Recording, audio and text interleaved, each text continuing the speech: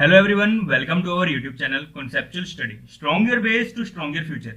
This is Diwakar Maurya. आइए शुरू करते हैं. बैंकिंग एंड फाइनेंशियल इंस्टीट्यूशन, जिसमें हमने अभी तक 6 लेक्चर लगा चुके हैं. इसमें हमने देखा कि बैंक्स होते क्या हैं, टाइप्स ऑफ बैंक्स, कितने तरह के बैंक्स हैं, जिसमें हमने देखा पेमेंट बैंक, कॉमर्शियल बैंक्स और प्लस में देखा एक आरबीआई देखा. और आरबीआई को ही हम लोग कंटिन्यू कर रहे हैं, जिसमें आज जो पढ़ने का चीज हमारे पास आरबीआई में वो पढ़नी है क्या, मॉनेटरी पॉलिसी ऑफ आरबीआई. लेकिन हमने एक चीज इससे जस्ट पहले पढ़ी कि एक होती है मॉनेटरी पॉलिसी कमेटी.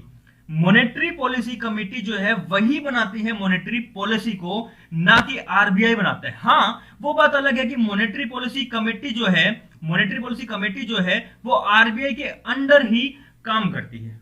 इतनी चीज क्लियर है. हमने प्रीवियस लेक्चर इस पे थोड़ा सा अच्छे से डिटेल में जाके देखा था कि मॉनेटरी पॉलिसी कमेटी क्या है, और इसके साथ साथ कुछ और भी ऐसी चीजें थी जो उसको कोई असिस्ट करता था, कोई उसे बनाता था, है ना, कोई उसे रेगुलेट करता था. तो वो सब हमने देखा था लास्ट लेक्चर में.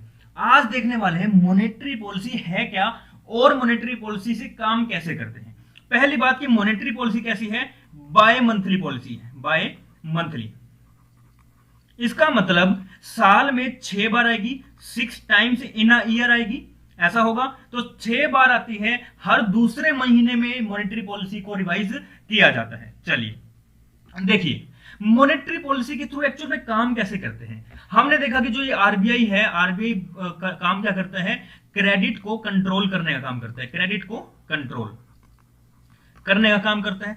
मतलब कि ये कि या तो इन्फ्लेशन आ जाए या डिफ्लेशन आ जाए, इन्हें कंट्रोल करने का काम, इन्फ्लेशन को कम और डिफ्लेशन को ज्यादा करने का, मतलब डिफ्लेशन को भी कम, इन्फ्लेशन की तरफ जाने का काम करना. ठीक है, तो इन्हें कंट्रोल करने का काम कौन कर रहा है, आरबीआई कर रहा है. अब कैसे करता है वो जरा देखिए. तो पहले लेके चलते हैं. मान लीजिए इन्फ्लेशन है, मान लीजिए आपकी कंट्री है और उस कंट्री में क्या है, इन्फ्लेशन है. अभी आरबीआई को क्या करना है, इन्फ्लेशन को कम करना है. अब आरबीआई के पास एक इंस्ट्रूमेंट है, मान लीजिए बैंक रेट का एग्जांपल लेके चलते हैं. अभी आपको पता नहीं, अभी मुझे भी नहीं पता कि बैंक रेट होती क्या है, बैंक रेट भला क्या है, मगर आरबीआई के पास एक ऐसा इंस्ट्रूमेंट है, बैंक रेट है. एक एग्जांपल लेके चल रहे हैं, बैंक रेट. ठीक है, तो उसके थ्रू कैसे करते हैं. मान लो आरबीआई क्या कर रहा है, आरबीआई ना कॉमर्शियल बैंक्स को लोन दे रहा है, कॉमर्शियल बैंक्स को लोन दे रहा है किस पे, 5% पर.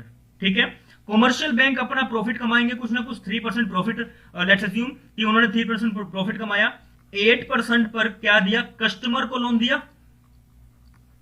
किसको दिया, कस्टमर को 8% पर लोन दिया. ओके, फिर मान लो आरबीआई क्या कहते हैं, आरबीआई कहते हैं जी इन्फ्लेशन आ गया, इन्फ्लेशन को कम करना है, उसके लिए हम लोग जो लोन था हम वो बढ़ाकर 10% कर रहे हैं. अब आरबीआई अपना लोन कॉमर्शियल बैंक्स को 10% पर देगा. कॉमर्शियल बैंक अपना प्रॉफिट कमाएंगे, ठीक है, 3%. अब कस्टमर के पास 13% लोन जा रहा है, 13% पे लोन जा रहा है ना. तो अब क्या हुआ, कस्टमर को बेचारे को महंगा पड़ रहा है. अब कस्टमर क्या इस जगह पे खरीदेगा, कहेगा नहीं रहने दो यार, छोड़ो, क्या ही करना, पहले सस्ता था, अब इतना महंगा हो गया, कौन ही लेगा लोन को, है ना. तो देखो लोन अगर लेगा नहीं, लोन अगर महंगा हो गया तो लोगों के पास परचेजिंग पावर खत्म हो जाएगी. क्यों, क्योंकि लोगों के पास पैसा जा नहीं रहा. अब लोगों का जो पैसा था वो होल्ड हो गया, है ना. तो अब क्या हो रहा है, लोगों के पास पैसा जा नहीं रहा, तो उनकी परचेजिंग पावर कम हो गई. अब परचेजिंग पावर कम हुई तो लोग डिमांड कैसे करेंगे, डिमांड करेंगे नहीं. और अगर डिमांड नहीं करेंगे तो चीजों के प्राइस कम हो जाएंगे, और चीजों के प्राइस को कम होने को ही क्या कहते हैं कि इन्फ्लेशन कम हो गया. और अल्टीमेटली गोल तो यही है आरबीआई का कि हाँ जी हम इन्फ्लेशन को कम करें. ओके, मान लीजिए अब डिफ्लेशन आ गया, मंदी आ गई बुरी तरह.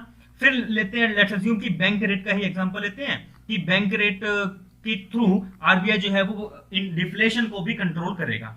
पहले मान लो कि आरबीआई जो था वो 5% पर देता था किसको, कॉमर्शियल बैंक्स को. फिर कॉमर्शियल बैंक 3% प्रॉफिट कमाते थे और 8% पर किसको देते थे, कस्टमर को देते थे. क्लियर. फिर इन्होंने क्या कहा कि डिफ्लेशन आ गया, अब डिफ्लेशन को कम करना है, मतलब कुछ मंदी आ गई, अब कुछ इन्फ्लेशन की तरफ जाना है. क्यों, क्योंकि मंदी आ गई तो लोगों के पास पैसा तो बहुत है, सप्लाई कम है है ना। डिमांड बेचारे कर रहे हैं तो बहुत ज्यादा पैसा उनको देना पड़ रहा है चीजों के लिए, मंदी आ चुकी है। तो उस चीज को कंट्रोल करने के लिए आरबीआई कहती है, मेरी बात सुनिए, हम अब जो आरबीआई है, आरबीआई अब 5% पे ना देकर अब 3% पर लोन देगी। कितने पे देगी? 3% पर। ठीक है, कॉमर्शियल बैंक को, और कॉमर्शियल बैंक मान लो कि 3% ही अपना प्रॉफिट कमाता है। अब टोटल कितना हुआ? 6%। 6% पर कस्टमर को लोन मिल रहे हैं, सस्ता हो गया लोन। अब सस्ता हो गया तो वो कस्टमर आएगा लोन लेने, लोन ज्यादा जा रहा है, लोन जाता जा रहा है, लोगों के पास पैसा आएगा तो लोग परचेजिंग पावर ज्यादा करेंगे, परचेजिंग पावर बढ़ गई, परचेजिंग पावर होगी तो डिमांड ज्यादा करेंगे, डिमांड ज्यादा किया तो प्राइस भी बढ़ जाएंगे, और अल्टीमेटली डिफ्लेशन के टाइम गोल क्या है आरबीआई का? इन्फ्लेशन को बढ़ाना, इन्फ्लेशन को बढ़ाना। तो इस तरीके से पैसे का जो फ्लो है कंट्री में उसे कंट्रोल करने का काम करती है इस तरह के इंस्ट्रूमेंट के थ्रू। और इंस्ट्रूमेंट किस में आते हैं? मॉनेटरी पॉलिसी में आते हैं। और मॉनेटरी पॉलिसी बनाता कौन है? मॉनेटरी पॉलिसी कमेटी बनाती है। और मॉनेटरी पॉलिसी कमेटी काम किसके अंडर करती है? आरबीआई के अंडर करती है। ठीक है, तो इस तरह से जितने भी इंस्ट्रूमेंट है, लाइक रेपो रेट है, रिवर्स रेपो रेट है, एसएलआर है, सीआरआर है, ओपन मार्केट ऑपरेशन है, सब कुछ इसी तरीके से काम चलता है। ठीक है, तो बस इसी जो भी चीजें हैं, मान लो बैंक रेट है, इसी बैंक रेट की जगह आप सीआरआर कर लो, ठीक है, एसएलआर कर लो, तो सेम तरीके से काम चलेगा सारा का सारा। डन। चलिए अब पढ़ते हैं कुछ इन्हीं के बारे में चीजें। अच्छा, हमने ना लास्ट लेक्चर में एक चीज और देखी, मैं यही करवा दूं एक बार। हमने देखा था कि अगर इन्फ्लेशन होगा तो उस वक्त आरबीआई अपनी सिक्योरिटीज को सेल करेगी, सेल ऑफ सिक्योरिटीज होगा। लेकिन अगर डिफ्लेशन आ गया तो डिफ्लेशन को कंट्रोल करने के लिए आरबीआई परचेज करेगी अपनी सिक्योरिटीज को। अब देखिए इन्फ्लेशन आ गया तो इन्फ्लेशन में क्या होगा? अगर सेल करेगी अपनी सिक्योरिटीज को तो सिक्योरिटी तो चली गई लोगों के पास, लोगों का पैसा आ गया आरबीआई के पास, लोगों के पास पैसे की हो गई कमी, लोग करेंगे डिमांड कम, डिमांड होगी कम तो प्राइस होंगे कम, और कम होने की वजह से इन्फ्लेशन भी हो जाएगा कम। और पर डिफ्लेशन के वक्त परचेज करती है, मतलब सिक्योरिटी परचेज करेगी, और जो इसका पैसा है वो कहां चला जाएगा? कस्टमर्स के पास। अब कस्टमर के पास चला गया तो परचेजिंग पावर बढ़ गई, परचेजिंग पावर बढ़ी तो डिमांड बढ़ेगी, डिमांड बढ़ी तो प्राइस बढ़ेंगे, और अल्टीमेटली गोल क्या है आरबीआई का? डिफ्लेशन के वक्त इन्फ्लेशन को बढ़ाना। क्लियर हुआ? इतनी चीज मुझे लगता है सभी बच्चों को क्लियर हो चुकी होगी। ठीक है, चलिए अब बढ़ते हैं आगे।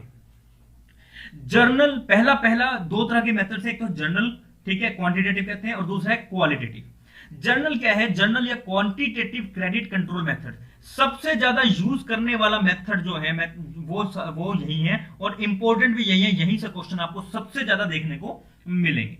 इन India the legal framework of RBI control over the credit structure has been provided under RBI of act 1934 and banking regulation act 1949।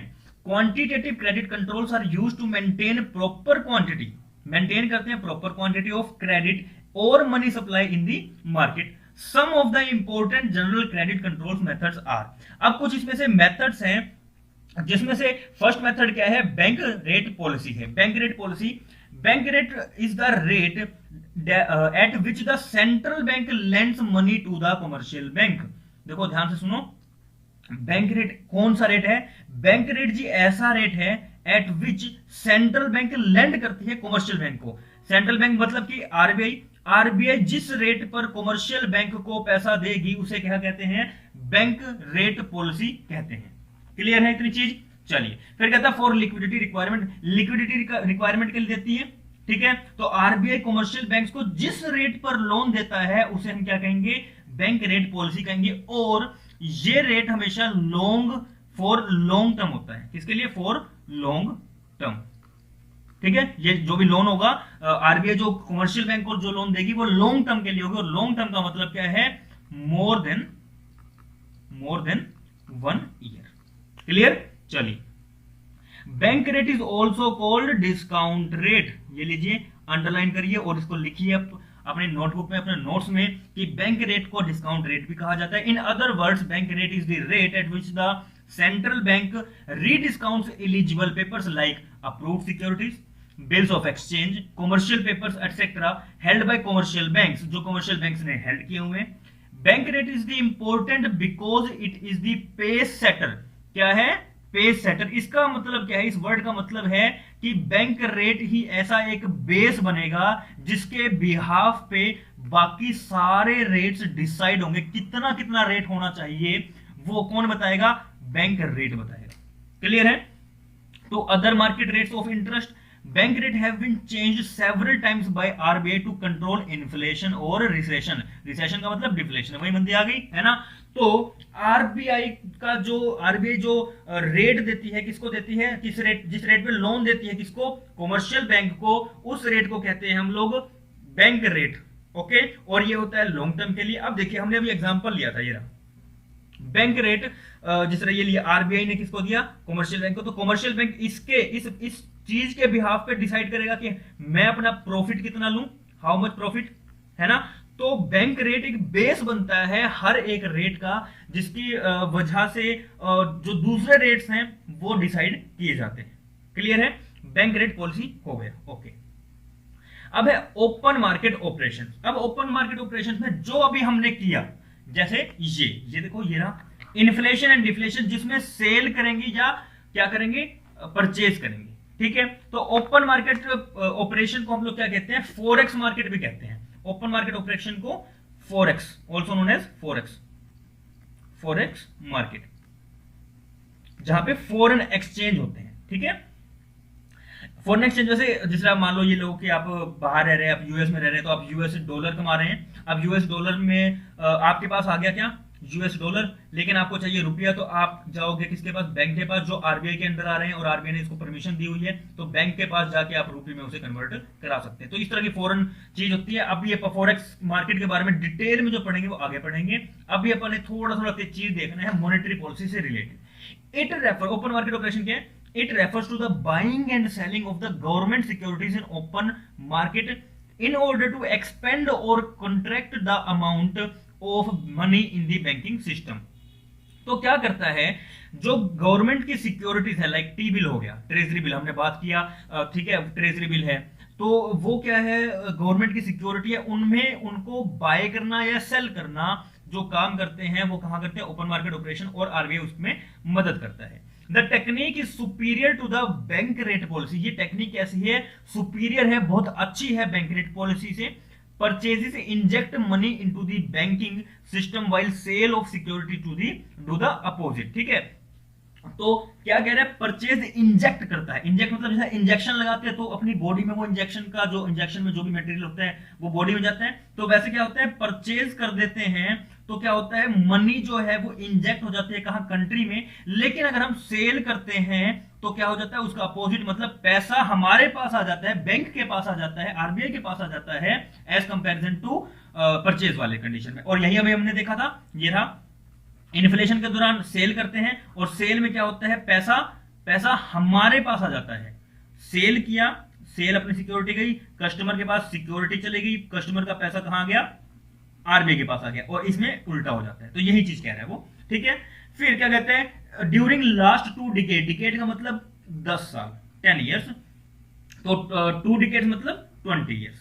ठीक है, the RBI has been undertaking switch operation चला रही है। These involve the purchase of one loan against the sale of another. एक loan के against में दूसरी loan को क्या कर रहे हैं, मतलब सेल और परचेज कर रहे हैं एक लोन और दूसरे लोन के बीच में। ठीक है, the policy aims at preventing unrestricted increase in liquidity. Clear है।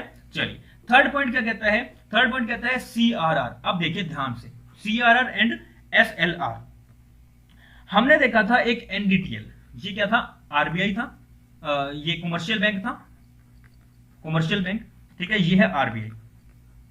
अब कमर्शियल बैंक के पास कुछ लोग आ रहे हैं, क्या कर रहे हैं, पैसा सबमिट कर रहे हैं, पैसा जमा कर रहे हैं अपनी सेविंग्स में। और कमर्शियल बैंक 2 जगह पे पैसा लगा सकती है, या तो दे रही है वो लोन, या कर रही है वो इन्वेस्टमेंट।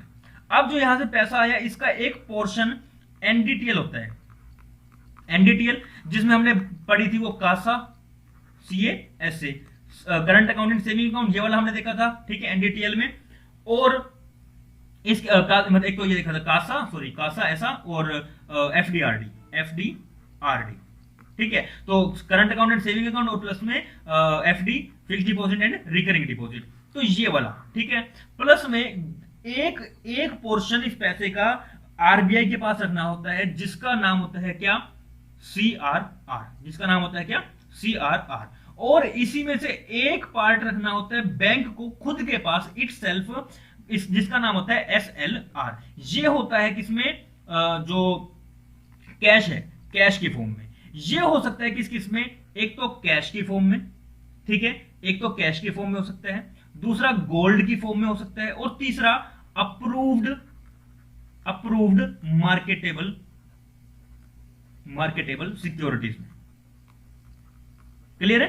तो हुआ क्या, एक कॉमर्शियल बैंक है, कॉमर्शियल बैंक लाइक एसबीआई है, इसके पास कुछ पैसा आ रहा है, इस पैसे का कुछ पोर्शन जो है वो एनडीटीएल का रखना है, ओकेजी रखना है। लेकिन आरबीआई की कुछ गाइडलाइन है, आरबीआई कहते हैं कि सुनो, आप ना कल को बाय चांस डूब जाते हो तो आप नहीं डूबोगे, आपके कस्टमर्स डूबेंगे, उनका बेचारों का पैसा लगा हुआ है। तो आप एक काम करो, इसका कुछ परसेंट है सीआरआर का, ठीक है, जो अभी आपके पास पैसा है उसका कुछ परसेंट सीआरआर में रखो, और सीआरआर का वो जो सीआरआर रखा जाएगा वो रखा जाएगा आरबीआई के पास इन कैश, ठीक है। और दूसरा पोर्शन आप खुद के पास रख लो, वो किसी और पे नहीं लगाओगे, आप वो किसी को देना नहीं है, वो रखना है in the form of cash भी रख सकते हो, in the form of gold भी रख सकते हो, as well as approved marketable securities में भी आप उस पैसे, उस अमाउंट को रख सकते हैं, ठीक है। चलिए अब देखिए CRR, the cash reserve ratio, ये दोनों ही बहुत इंपॉर्टेंट और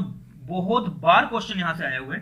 the CRR is an effective instrument of credit control, बहुत क्या है, इफेक्टिव इंस्ट्रूमेंट है क्रेडिट कंट्रोल का, under the RBI act of 1934 for every commercial bank has to keep, सभी कमर्शियल बैंक्स को कीप करना पड़ेगा, रखना पड़ेगा certain minimum cash reserve with RBI.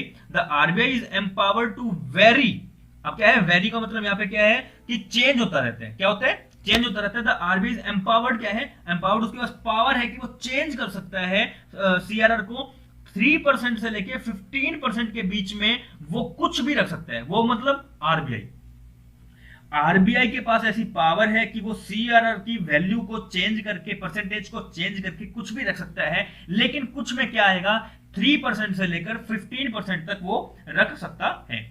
अभी जो प्रेजेंट में इसका परसेंटेज चल रहा है वो है 4%, ओके।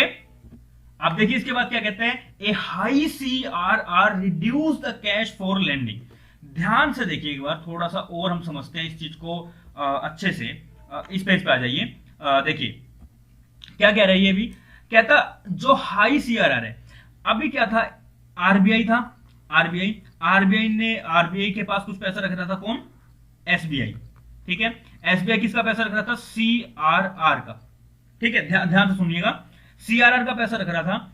अगर आरबीआई उस सीआरआर के रेट को 4% से बढ़ाकर, 4% से इंक्रीज कर 10% कर देती है, तो इसका मतलब एसबीआई को अपने 100 रुपए, मान लो एसबीआई के पास 100 रुपए है, उसका रखना था उसे 4%, मतलब 4 रुपए कितने, किसके पास, आरबीआई के पास। इसका मतलब वो 96 रुपए, 96 रुपए एज लोन कस्टमर्स को दे सकता था। लेकिन अभी क्या हुआ, उसने 4% को हटाकर उसने क्या कहा कि आप हमारे पास 10% रखोगे, इसका मतलब 10% का मतलब 100 में से 10 रुपए रखोगे। अब जो एसबीआई है वो सिर्फ और सिर्फ 90 रुपीज का लोन दे सकती है मार्केट में, ऐसा होगा। इसका मतलब सीआरआर का रेट अगर ज्यादा होगा तो लोन बैंक्स कम दे सकेंगे, और अगर सीआरआर का रेट कम होगा तो लोन जो है वो बैंक ज्यादा दे सकेंगे। और यही बात इस लाइन में कही जा रही है, a high CRR reduces the cash for lending, है ना। अगर हाई हो जाता है सीआरआर तो क्या होगा, कैश लेंड करने के लिए, किराए पे देने के लिए क्या होगा, कम बढ़ जाएगा। लेकिन अगर लो हो जाता है सीआरआर, कम हो जाता है सीआरआर, तो क्या होगा, द कैश लेंडिंग के लिए उनके पास ज्यादा कैश हो जाएगा, ठीक है। फिर फोर्थ क्या है, स्टैट्यूटरी लिक्विडिटी रेशियो, जिसे कहते हैं एसएलआर। अब एसएलआर का कैसे रखना होता है, एसएलआर रखना होता है बैंक इटसेल्फ, बैंक को खुद के पास रखना होता है। ये होता है कैश में, किसके पास, आरबीआई के पास। जो एसएलआर है वो बैंक को खुद के पास रखना होता है, लेकिन उस पैसे का बैंक अपने हिसाब से नहीं रख सकती, अपने जो खुद के अकॉर्डिंग मतलब कहीं और यूज नहीं कर सकती है, ठीक है। तो एनडीटीएल का कुछ पोर्शन, एनडीटीएल का कुछ पोर्शन सीआरआर में रखना पड़ता है और कुछ पोर्शन किस में रखना पड़ता है, एसएलआर में रखना पड़ता है। ओके, अब कहता क्या है, under SLR the government has imposed an obligation on the banks to maintain, obligation लगाया है आरबीआई ने, गवर्नमेंट ने, और किसको कहा है कि बैंक्स को मेंटेन करना पड़ेगा certain ratio two it's total deposit, total deposit का कुछ परसेंट जो है वो कुछ परसेंट कौन सा, जो आरबीआई डिसाइड करेगी, बैंक को खुद के पास रखना पड़ेगा with itself in the form of liquid assets, liquid assets में रख सकते हैं, जैसे कि कैश में रख सकते हैं आप, गोल्ड में रख सकते हो आप, या फिर अदर सिक्योरिटीज में रख सकते हो। अदर सिक्योरिटीज कौन सी आएगी, अप्रूव्ड मार्केटेबल सिक्योरिटीज आएंगी, जो अभी हमने यहां पर डिस्कस कर लिया है ऑलरेडी। ओके, तो आई होप कि आपको सीआरआर एंड एसएलआर में फर्क समझ में आ गया और ये अच्छे से समझ में आ गया होता क्या है, ठीक है। अच्छा, इनके बारे में थोड़ी सी कहानी और भी है कि ये पहले बहुत ज्यादा हुआ करता था, अब इसे फिर कम करा गया, वो पढ़ेंगे आप बैंकिंग सेक्टर रिफॉर्म्स में, ठीक है। तो इसको यहीं तक रखो, इसको मॉनेटरी पॉलिसी तक ही सीमित रखते हैं, लिमिटेड पढ़ते हैं, ताकि आगे जो चैप्टर्स हैं, आगे जो हम लोग डिटेल में पढ़ने वाले हैं इनके इंडिविजुअल के बारे में, वो हमें अच्छे से समझ में आ सके। अगर यहां पे कंसेप्ट क्लियर हो जाता है तो क्लियर है। चलिए अब बढ़ते हैं आगे। फिर है repo and reverse repo rates. अब देखिए, in determining interest rate trends, क्या कहते हैं, अच्छा एक मिनट रुकिए, एसएलआर की जो अभी की है, जैसे सीआरआर की हमने देखी 4% है, तो एसएलआर का रेट कितना है, 18%, जो अभी चल रहा है, ठीक है। चलिए अब आगे बढ़ते हैं रेपो एंड रिवर्स रेपो पे। रिजर्व नहीं है, रिवर्स है, रिवर्स। ओके, देखिए, in determining interest rate trends the repo and reverse repo rates are becoming important. बिल्कुल है, इंपॉर्टेंट है। Repo means sale and repurchase agreement, clear है। रेपो का मतलब क्या है, repurchase agreement. Repo is a swap deal है। स्वैप डील, जैसे स्वैप कैसा होता है, मान लो आप जब स्कूल में जाते थे तो आप अपना टिफिन लेके आते थे, सामने वाला जो आपका फ्रेंड था वो लेके आता था, आप कई बार ऐसे स्वैप कर लेते थे, आप अपना टिफिन उसको दे देते थे और वो अपना टिफिन आपको दे देता था। तो स्वैप डील्स ऐसे ही आरबीआई भी करते हैं कई बार, ठीक है। तो रेपो में इसी तरह की डील्स होती है, involving the immediate sale of securities and simultaneous purchase of दो securities at a future date at a predetermined price. किस पे, एट ए प्रीडिटरमाइंड प्राइस पे। Repo rate helps commercial banks to acquire funds by, किस पे, RBI by selling securities and also agreeing to repurchase at a later date. Okay, RBI अभी सब होगा, एक बार lines पढ़ लो, एक बार लाइंस पढ़ लो, ताकि चीजें थोड़ी थोड़ी समझ में आ जाए, क्योंकि ये थोड़ा सा क्रिटिकल है, ठीक है। फिर कहता है reverse repo rate is the rate that the bank gets from RBI for parking their short term excess funds with RBI. अब सुनो, यहां तक आ जाओ, पहले पढ़ते हैं रेपो रेट को। किसको पढ़ते हैं, रेपो रेट को। इसे मिटाते हैं। हाँ जी, देखिए अब होगा क्या, रेपो रेट में क्या होगा, मान लो ऐसा हुआ कि आरबीआई जो है वो बैंक, मान लो एसबीआई आया, एसबीआई ने आके कहा आरबीआई को, किसको कहा, आरबीआई को, कि आरबीआई प्लीज मुझे लोन दो ना 100 रुपए का।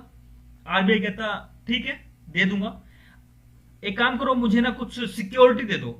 एसबीआई कहता नहीं यार सिक्योरिटी तो है नहीं, प्लीज दे दो यार, प्लीज दे दो, पैर पड़ रहा हूं सच्ची, मम्मी कसम लुटा दूंगा। कहता मम्मी कसम लुटा दूंगा। आरबीआई कहता ठीक है यार जा, दफा हो, लेके जा। जाने लग गया, कहता सुन सुन सुन सुन सुन, कहते हाँ बाबा हाँ, ठीक है।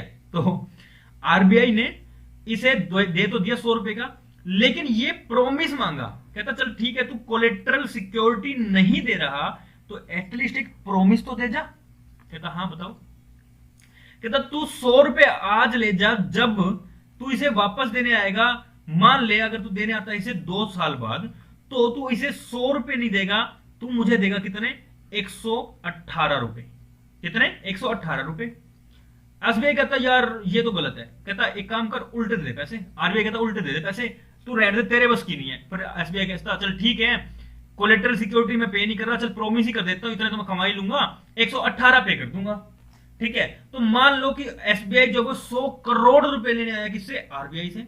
आरबीआई ने इसे विदाउट कोलेटरल सिक्योरिटी दे दिया एसबीआई को। एसबीआई लेकिन एक प्रोमिस करके गया एक एग्रीमेंट करके गया कि हाँ मैं 2 साल बाद आपको आपका पैसा लौटाऊंगा, लेकिन वो पैसा 118 करोड़ रुपए लौटाऊंगा। इसे कहते हैं रेपो रेट। क्या कहते हैं? Repo rate. जो क्या है? रीपर्चेज, दोबारा से परचेज करना। अभी दोबारा से परचेज कर रहे हैं, है ना, तो रीपर्चेज रेट। और यहां पे एक लाइन थी, लाइन में एक वर्ड था, और वर्ड में क्या मतलब था? क्या मतलब था कि प्री डिटरमाइंड। देखो पढ़ाऊं आपको, क्या लिखा है? Sale and purchase. एक सेकंड रुको, ये देखो, क्या तो सेल एंड रीपर्चेज एग्रीमेंट होगा पहली बात तो। और रेपो क्या? एक स्वैप डील है, बिल्कुल स्वैप डील है। ये देखो यहां पे 100 रुपए देके जा रहे हैं, यहां पे 118 आ रहा है ना। तो मान लो तुम्हारे जो टिफिन में है वो पड़े हैं करेले की सब्जियां, करेले की सब्जी है तुम्हारे टिफिन में, सामने वाले में है सैंडविच। तो तुम्हें सैंडविच अच्छा लगता है, उसे करेला अच्छा लगता है, तो तुमने ऐसा कर लिया, उसने ऐसा कर लिया, स्वैप हो गया। ठीक है, फिर एक सेकंड, फिर क्या हुआ? डील इन्वॉल्विंग इमीडिएट सेल और securities and simultaneous purchase of दो securities at a future date. Future date के लिए हुआ, वो कहता है 118 रुपए में तू इसे वापस दे के जाएगा। वो कहता ठीक है, उसने वो अपना ले गया eight a predetermined price. और प्री डिटरमाइंड हमारे एग्जांपल के हिसाब से क्या था? 118 करोड़ था। तो रेपो रेट हेल्प क्या करता है? कमर्शियल बैंक को टू एक्वायर करने के लिए फंड किससे? आरबीआई से, बाय सेलिंग सिक्योरिटी अपनी सिक्योरिटीज बेचकर, and also agreeing to repurchase at a later date. और क्या होता है कि वो एग्री होता है इस बात के लिए कि वो दोबारा से रीपर्चेज करेगा अपनी सिक्योरिटीज को, और किस पे? लेटरल डेट पे, फ्यूचर डेट पे, और प्री डिटरमाइंड प्राइस पे। तो हुआ क्या? एसबीआई अपनी सिक्योरिटीज बेचेगा, सिक्योरिटीज बेच के 100 रुपए पर सिक्योरिटीज के हिसाब से दे गया, ले गया अपने पास पैसा। ठीक है, उसके बाद 2 साल बाद उसे याद आई, तो वो क्या हुआ? अपनी सिक्योरिटीज वापस लेने आया। और कितने में लेने आया? 118 करोड़ में लेने आया। तो हुआ क्या? यहां पर 100 करोड़ की बजाय अब आरबीआई को मिल रहे हैं 118 करोड़ रुपए। क्लियर है? इसे कहते हैं रेपो रेट। अब पढ़ते हैं रिवर्स रेपो रेट। अब रिवर्स रेपो रेट क्या? Is the rate that the bank gets RBI for parking their short term excess fund with RBI. अब इसके ब्रैकेट में एक बार लिख लो, नेगेटिव कैरी ऑन आरबीआई। इसका मतलब है कि आरबीआई जो है वो इंटरेस्ट नहीं देती है, इंटरेस्ट नहीं देती है। क्यों नहीं देती है? सुनो, एसबीआई एक कमर्शियल बैंक है, एसबीआई कमर्शियल बैंक है। एसबीआई ने कहा कि आरबीआई आप ना एक काम करो, आप कभी तो कर देते हो सीआरआर को 4%, कभी कर देते हो इसे 10%, और कभी आप इसे कर देते हो 3%। हम जो एसबीआई कह रहा है ये बात एसबीआई कह रहा है कि आप 3% कर देते हो, कभी कर देते हो 4%, कभी कर देते हो 10%। हम इस बात से बड़ा दुखी हैं। आप हर 15 दिन में, हर 2 महीने बाद ऐसी चीजें कर देते हो, हम इन चीजों से दुखी हैं। आप एक काम करो, आप जो हमसे ले रहे हो सीआरआर का पैसा, वो अपने पास रखो, आरबीआई कहता कैसे? कहता एक बात सुनो, आज आपने रखा 4%, कितना रखा? 4% रेट। ठीक है, हमने आपको 100 में से 4 रुपए दे दिए। अब आपका मन कर रहा है तो आपने रख दिया 3%, तो आप हमको वापस दोगे या हम वापस निकालेंगे, और यहां पे आपको देना होगा 3 रुपए। तो जो 1 रुपए पेंडिंग है आपके पास, इस पेंडिंग को अपने पास आप खुद सेव करके रख लो। कल को आपका मन बदल गया कि मुझे करना है 5%, तो ये 1 रुपया तो रहा, और 1 रुपया हम आपको ऑलरेडी प्रोवाइड करा देंगे। कल को पता नहीं ये 1 रुपया हमारे पास बचे ना बचे, तो आप इसे सिक्योर करके रख लो, और एक्स्ट्रा 1 रुपया हम दे देंगे। कल को आपका मन करा 10% बढ़ाने का, तो आपके पास 1 रुपया तो है, हम आपको इसके अलावा कितने दे देंगे? एक्स्ट्रा पैसा और दे देंगे। जो भी हमारे पास बचा, पहले कितना था अपने पास? 4 रुपए, तो आप 6% और दे देंगे, मतलब 6 रुपए और दे देंगे। तो आज एसबीआई ये कहता है कि आप ना ये बार बार लेने देने वाला काम ना करो, आपके पास जो पैसा पड़ा है ना, इसको अपने पास रखो, अपने दौर रखो, हमको कोई लेना देना नहीं है। आपके पास सिक्योर पड़ा, आप हमको ना इस बेस पे इंटरेस्ट दे देना। अब आरबीआई भड़क जाते हैं, कहता मेरी बात सुन, मैंने कहा तेरे को, आरबीआई कहता कि मैंने कहा क्या तेरे को कि तू जो अपना 1 रुपया है वो मेरे पास रख, ऐसे कहता ना मैं कह रहा हूं, तो कहता भाई मैं तेरे कहने वाली चीज पे तेरे को इंटरेस्ट क्यों पे करूं, तो एसबीआई कहता हाँ ये बात भी ठीक है, तो कहता मेरी बात सुन, जो तू 1 रुपया रख रहा है ना वो पहली बात तो तेरा नहीं है, ये पैसा है किसका, लोगों का, कस्टमर्स का। ये पैसा इसलिए रखवाया गया कि कल को तू भाग गया, तू बैंकरप्ट हो गया, तेरे तेरे पैसा नहीं रहा, तेरे पास पैसा कोई भी नहीं बचा, तो हम इस 1-1 रुपए से जो बचा हुआ पैसा है सीआरआर का, हम वो जाके कस्टमर को प्रोवाइड करा सके और कस्टमर का कोई भी लॉस ना हो। ठीक है, तो इस पूरी चीज को क्या कहते हैं, रिवर्स रेपो रेट। क्या कहते हैं, रिवर्स रेपो रेट। ठीक है जी, आई होप आपको इन मॉनेटरी पॉलिसी के जो इंस्ट्रूमेंट्स है क्वांटिटेटिव वाले वो सारे आपको समझ में आए होंगे, नहीं आए तो कोई दिक्कत नहीं है, आप कमेंट में लिखकर पूछ सकते हैं, आपको कमेंट में इस चीज का जवाब जरूर मिलेगा। चलिए जी, फिर है इसके बाद सेलेक्टिव या फिर क्वालिटेटिव इंस्ट्रूमेंट्स। अब इन इंस्ट्रूमेंट्स को बहुत रेयर यूज किया जाता है आरबीआई के द्वारा। ठीक है, अभी जैसे बहुत टाइम से कोई यूज किया नहीं था, रिसेंटली में अभी एक जो महाराष्ट्र में एक कोऑपरेटिव बैंक है, इस कोऑपरेटिव बैंक का लाइसेंस कैंसिल किया गया। वो लाइसेंस कैंसिल करना इंस्ट्रूमेंट बनता है क्या, क्वालिटेटिव इंस्ट्रूमेंट बनता है, और किसका इंस्ट्रूमेंट है, ये मॉनेटरी पॉलिसी का इंस्ट्रूमेंट है। तो बहुत रेयर यूज करती है ये वाली इंस्ट्रूमेंट आरबीआई। ठीक है, under selective credit control, credit is provided to selected borrowers for selected purpose के लिए depending upon the use to which the control try to regulate the quality of credit, the direction towards the credit flows. The selective controls are, पहला क्या है, ceiling of credit. Ceiling मतलब छत, ceiling मतलब छत। RBI ने क्या कहा कि हम तो आपको ना एक सीलिंग बना के दे रहे हैं। सीलिंग का मतलब क्या है, एक लिमिट डिसाइड करके दे रहे हैं कि एक लिमिट लगा देगा कि कितने सिक्योरिटीज पे लोन देना है, कितने पे नहीं देना। अभी हम बताएंगे, अब आपको आरबीआई कहता है अब हम बताएंगे, आपने बहुत अपनी मनमर्जी चला ली है, हम कह रहे हैं कि आप जो है वो किसी भी मतलब पूरे महीने में आप 80 लाख से ज्यादा किसी भी पर्सन को लोन नहीं दे सकते हो। मतलब आप जो पूरे बैंक का जो पूरा लोन है ना वो सिर्फ और सिर्फ 80 लाख रुपए होगा। 80 लाख से अगर आपने 81 भी कर दिया ना तो आपके लिए दिक्कत हो जाएगी। तो आरबीआई कहते हैं कि हम डिसाइड करके दे रहे हैं कि आपको लोन कितना देना है, आपको काम कैसे करना है। एक सीलिंग लगा दी, एक छत डिसाइड कर दी कि इससे ऊपर, एक टारगेट डिसाइड कर दिया कि इससे ऊपर आप नहीं जाओगे। The ceiling on level of credit restrict कर देता है, रोक देता है the lending capacity of a bank to grant advance against certain controlled securities. तो कुछ एक सिक्योरिटीज ऐसी हैं जिनके अगेंस्ट में जो आरबीआई है वो रोक देता है कि अब आप इनके अगेंस्ट में लोगों को पैसा नहीं दोगे, और अगर दोगे तो इस लिमिट तक दोगे, इससे फालतू नहीं दोगे। क्लियर है।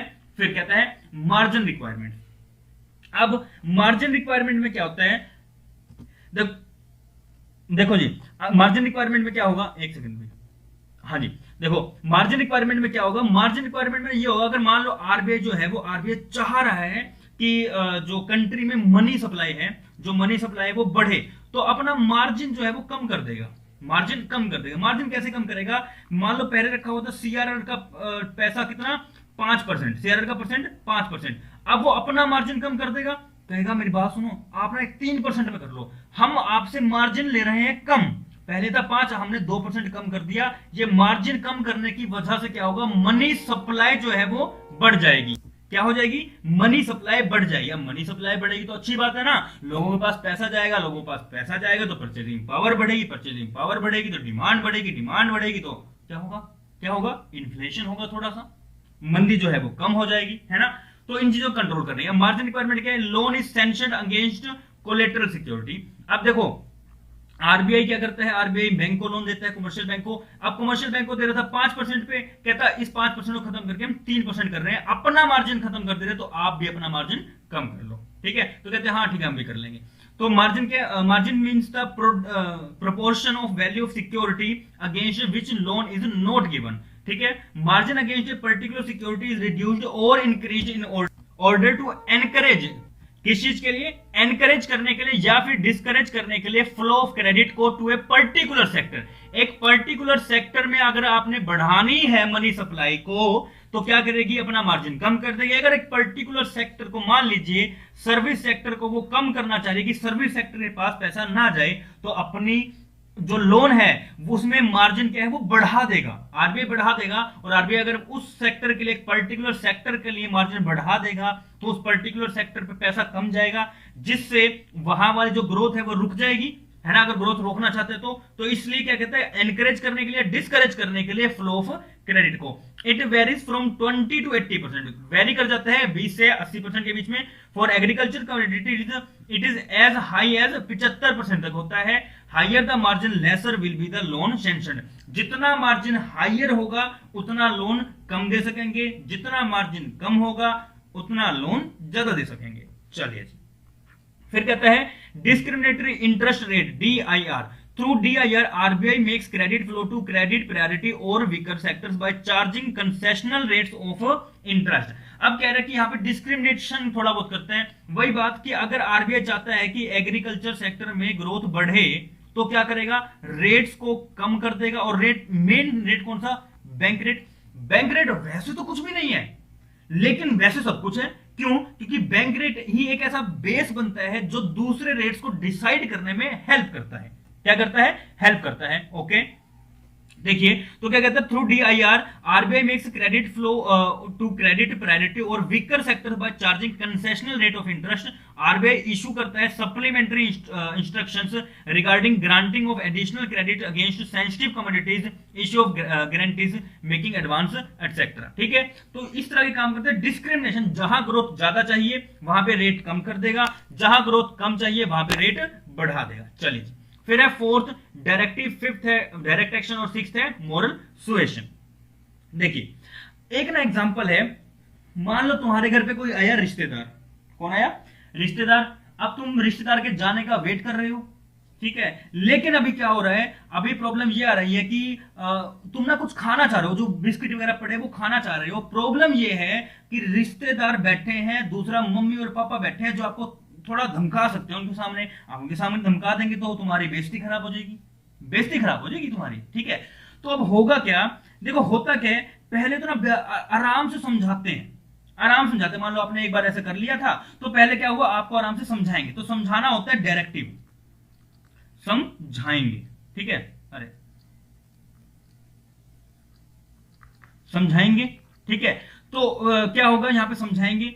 फिर उसके बाद अगर तुम अगली बार फिर ऐसा तुम करोगे तो तुमको थोड़ा सा डांट भी देंगे, थोड़ा डांट भी देंगे। लेकिन अगर फिर भी नहीं माने, तुम ढीठ हो, रिश्तेदार कोई आगे बैठा हुआ है, तुमने, उसने बेचारे ने खाया नहीं, उससे तुमने बेचारे से कुछ पूछा नहीं, और तुमने सारा का सारा जो बाउल में पड़ा था बिस्किट भुजिया सारा का सारा खा लिया, तो उसके जाते तुम्हारी रिमांड हो जाएगी, तुम्हें मार पड़ेगी, जूते चप्पल बेल्ट जो मिलेगा उसी से कम काम कर देंगे, है ना, फेंक फेंक के मारेंगे, बेलन ही बेलन मम्मी, है ना।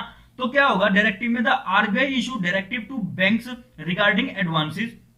Directives are regarding the purpose for which loans may or may not given. तो यहां पे क्या करता है, जस्ट डायरेक्ट करता है, समझाता है प्यार से कि भैया ऐसा ना करो, प्लीज ना करो, प्लीज ना करो। Directive are regarding the purpose for which loans may or may not be given. ठीक है, तो बेचारा आराम से समझाता है पहले, फिर भी अगर तुम नहीं मानते थोड़ा डांट देते हैं। अंडर मोरल सुएशन, मोरल मुंह से डांट देते हैं कि भैया समझ जा, पहले तो देखो आंखें दिखाएगा बड़ी बड़ी कि हाँ रुक जा, फिर कहेगा नहीं मानता, फिर डांटेगा, जोर जोर से डांटेगा। फिर आरबीआई क्या करते हैं, पीरियोडिकली लेटर्स इशू करते हैं बैंकों टू एक्सरसाइज क्रेडिट करने, कंट्रोल करने के लिए, ओवर क्रेडिट पे कंट्रोल करने के लिए क्या करते हैं, पीरियोडिकली क्या करते हैं, टाइम टू टाइम वो लेटर्स को इशू करता है in general or advance against particular communities के अगेंस्ट में।